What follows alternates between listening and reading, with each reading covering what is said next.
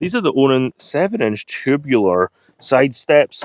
I've got them fitted on my Silverado 1500, but they also fit GMC Sierra 1500s, and they fit years 2019 through 2025. They also fit Silverado and Sierra 2500s and 3500s with crew cabs.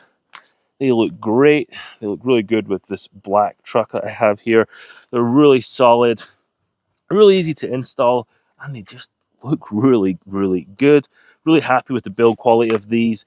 They're really stable, as you can see here when I get in.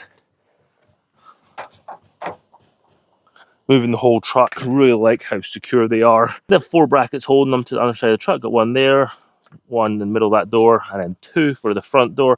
Really secure. And you can position these further forward or further back depending on how you want them. But you can see here I've got them towards the back of the back door, and then I don't really need them too close to the front of the front door, so I push them back a little bit. These are really nice. They act as a rock guard as well if you're into rock crawling. If you have a Silverado or a Sierra and you're looking for a good quality side step, I'd recommend you get these ONINE 7-inch tubular side steps. You won't be disappointed. Really easy to install. They look really good and they function really well, making it a lot easier to get in and out of your truck.